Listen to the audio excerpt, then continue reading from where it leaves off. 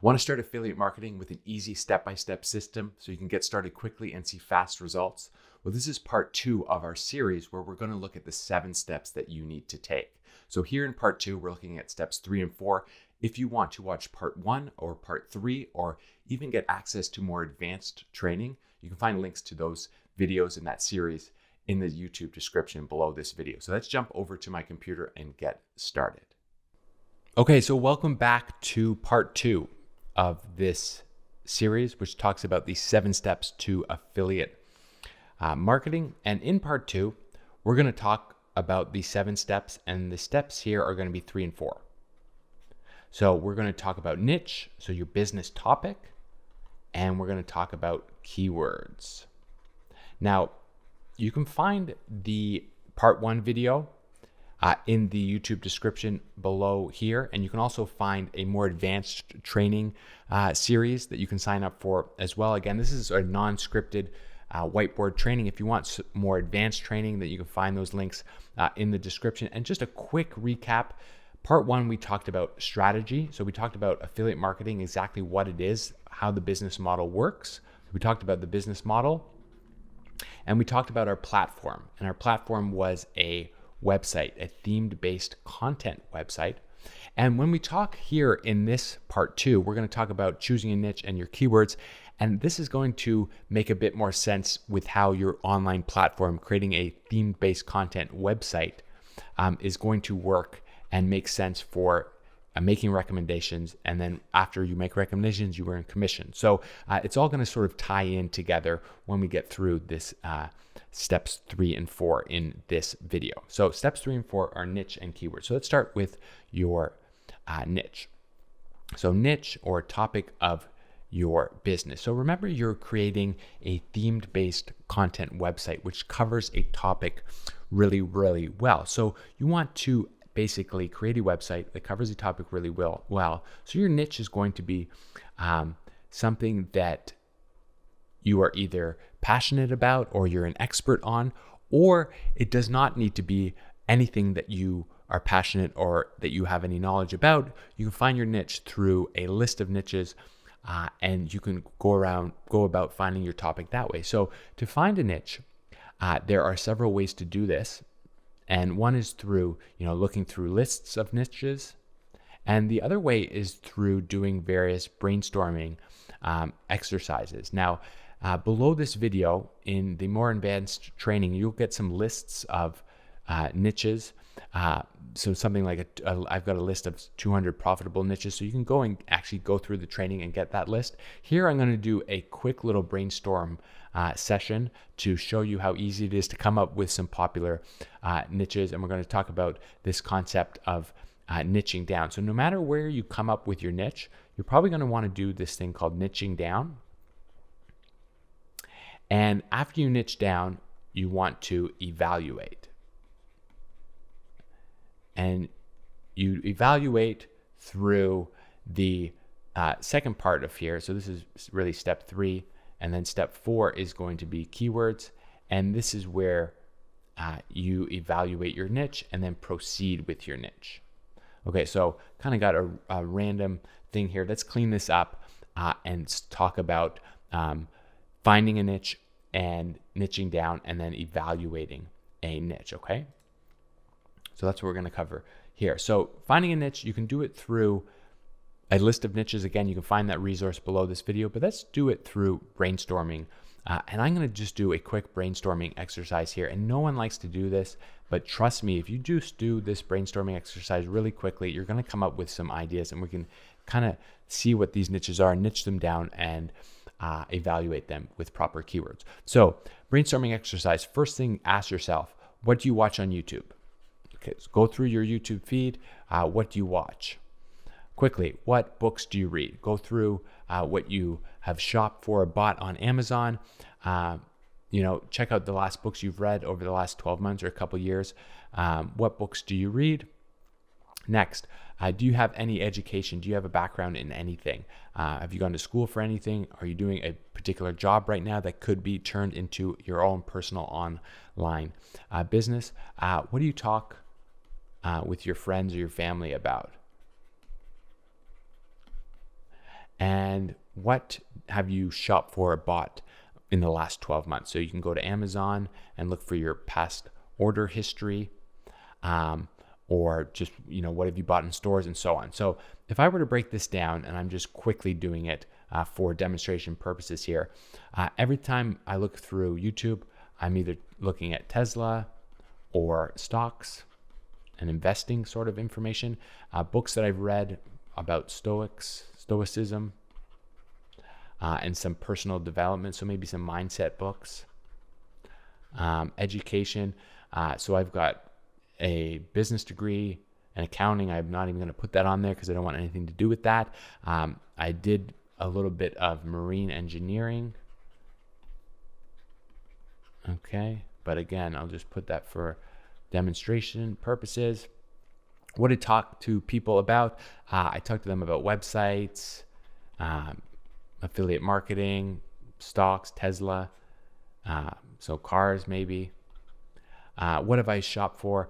And we'll add here, do you have any hobbies? What do you do with your free time? I golf. Shop for, I got pet supplies that I bought recently, and garden tools. So briefly through this exercise, you should do this too. And again, in the description of this video, I've got the exercise in much more detail when you go through that more advanced training. But here we can see I've got Tesla, stocks, stoicism, mindset, website, cigars too that I bought. So some things that I've bought. So a lot of these can be potential niche ideas. So if we were to just create a new page, and then let's see, we'll take this, some of these ideas, maybe stocks, garden equipment, golf, and cigars, and we can see if we can create some sort of niche ideas from this. So we'll put here cigars, garden, tools, stocks, Tesla, that might not work, golf. Okay, so here's 5 ideas that I came up with that brainstorming thing. Now we want to talk about this concept of niching down. So niching down requires you to go from category to specific market to specific customer, perhaps, to specific pain point. So right away, you don't want to create a website that is just about cigars. That's way too broad. You don't want to create a theme-based content website, so an authority website on just about gardening. That's way too broad. You don't want to cover just stocks. That's way too broad. You don't want to create a website just about Tesla. That's probably too broad, and you might not be able to monetize anything. And you don't want to create a website just about golf. Okay, we need to take all these things down, cigars, garden, stocks, and we need to apply this niching down process. So you go from category to specific market, perhaps a specific customer, and then a specific pain point. Now, this niching down is not going to work for every single niche, but it is going to work for the majority of them. And the idea here with this example is that many beginners start and they choose a niche and they choose a topic that's way too broad. We really want to niche it down. So I don't want to go and create an affiliate marketing website all about golf. I want to get down to a specific market, specific customer, and then perhaps a specific pain point. Same with cigars, same with all of these. So let's do, garden. Let's do some of these and niche some of these down. So here's how you can niche down golf. That's the main category. What's a specific market within the golf area? So maybe, or a specific person or a specific pain point. So maybe we can do, indoor golf. And then we can do golf simulators. So sometimes it's a specific market, or, if you're in golf, then you can get to like a specific product and then a specific category within the golf niche. So instead of doing golf and just golf equipment, we can move from golf equipment to, you can do clubs, balls, and everything. But why don't we do training equipment, and then we can get down to indoor golf simulators. So it would be much better, and my chances of success are going to be much higher if I create a theme-based content website all about indoor golf simulators and talk about what you need to install one in your home, where you need to buy them, and so on. This is a much better niche idea than just talking about, golf equipment in general, just golf clubs and so on. Specific niche down, specific, here it's not necessarily category, market, customer. It's more golf category, specific type of equipment, and then niche down further there. Same with the stocks and investing. So, your main category here is wealth. And then within that category, a specific market is going to be investing. So wealth has like taxes, real estate, and things like that. So investing in stocks, and then a specific, within stocks or a specific customer, maybe the beginner. And what's a specific pain point? How to buy your first stock.